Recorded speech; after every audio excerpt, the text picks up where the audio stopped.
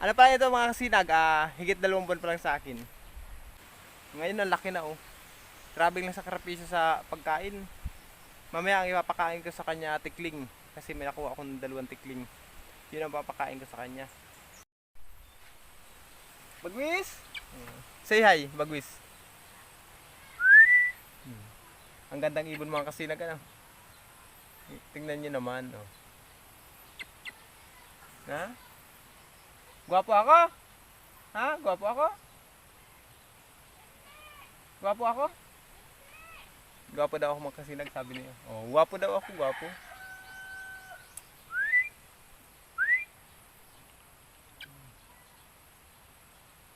Ang kinain ito mga kasinag kanina, daga, tapos tikling. Ang kinain ni Bagwis. Yan. Madumi yung ano niya mga kasinag, oh, yung paa niya, yung kuko niya, oh. Madumi, may mga dugo ng daga. Tapos yung tuka niya. Hindi ko siya kasi nalinisan kanina. Kasi kaninang umaga kasi nagpagili kami ng palay. Nagdating kami dito tanghali na. Kasi nagbiyahe pa kami ng bangka eh.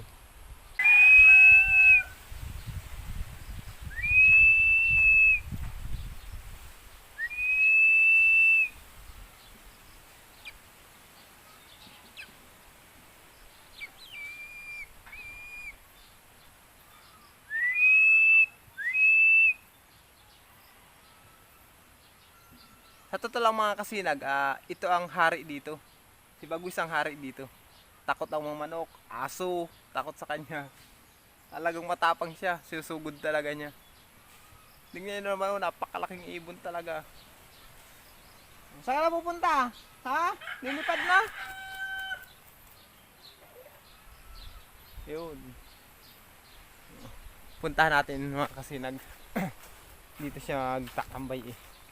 Mag-aabang siguro siya dito ng yung mga ibong simbahan. Bagwis! Bagwis! Magkano kanyang bagwis? Ha? Anong gagawin mo dito? Ha? Anong gagawin mo dito?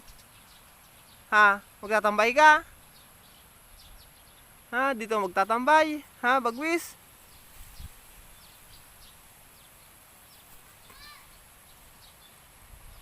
Laking ibon mga kasinag ano? Napakagandang ibon.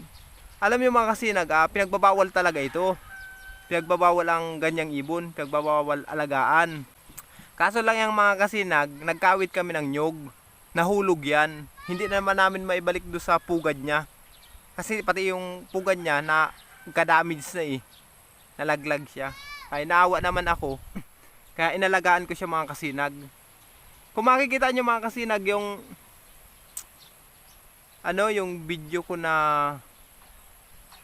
Philippine Eagle ba yun? Yung sa YouTube na video ko na parang may Philippine Eagle yun or nalimutan ko ng title nun.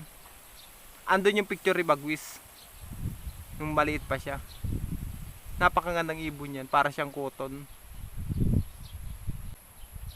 Yan si Bagwis mga kasinag.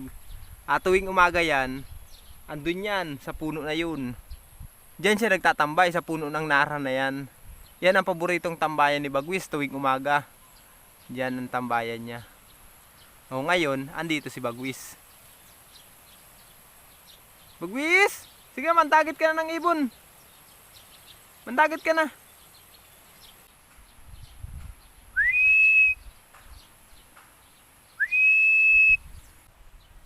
Huwag kang mag-alala Bagwis, darating din ang araw, mas mataas pa dyan ang lipad mo sa mga lumilipad na ibon na yan. Magiging malaya ka na. At totoo lang mga kasinag, hinahayaan ko lang siya. Hindi ko yung kinukulong, hindi ko tinatalian, hindi ko pinuputulan ng kuko. Para kung sakali na umalis talaga siya, manghunting siya ng mga pagkain niya, matalas ang kuko niya. Kasi marami kasi nagsasabi na putulan ko na ng kuko, matalas ang kuko. Hinahayaan ko lang. Mga magsasabong mga kasinag napunta dito, humihingi ng pinagliguan yan, hindi ko binibigyan. Basta dyan lang siya. Alagang alaga ko yung mga kasinag si Bagwis.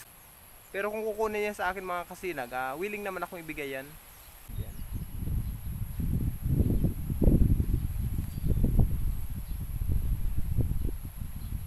Ang gandang ibon. Bagwis! Bagwis!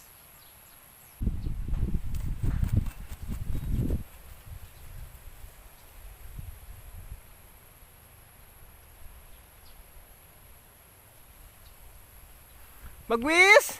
Ano? Diyan ka na lang? Ha? Bahala ka dyan. Diyan ka muna bagwis ha. At titingnan ko muna yung bitag natin. Kung may huling ibon ano.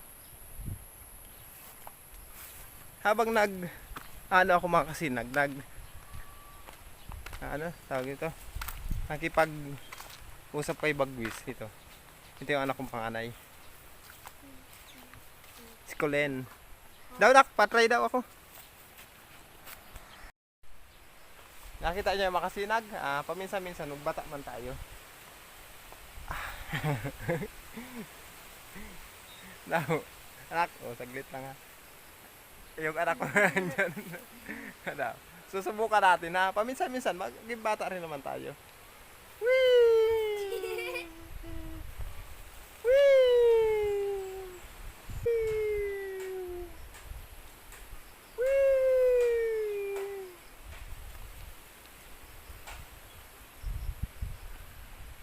Alam niyo mga kasinag, parang napakasarap lumipad.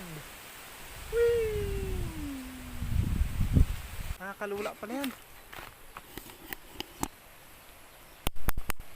Say hi ka nga ate. Hi. Yan yung napakaganda kong anak. Yan ang anak kong panganay. Si Joyce Ibon. Si Kulin. O yun mga kasinag, titian ko muna yung bitag ko. Habang yan, nandiyan siya. Yung anak kong lalaki tapos yung bunso. Ewan ko kung saan punta. Kung saan lugar yata punta. Ito yung pagkain ni Bagwis. Yan, tikling. Oh. Nakahuli ako kahapon, nahuli ko yung isa, taas kanina yung isa. Pagkain ni Bagwis yan. Kasi mahirap maghanap ng pagkain niya. Kailangan mamimitag ka talaga. Ayun naman yung anak kong lalaki. Ayun, nakatago. Tapos yung anak kong bunso. Hi ka nga, Chloe. Yung anak kong lalaki. Dyan, hi ka nga dyan. Yan mga kasinag yung anak kong lalaki. Dyan. Kasing gwapo ko yung mga sinag, ano.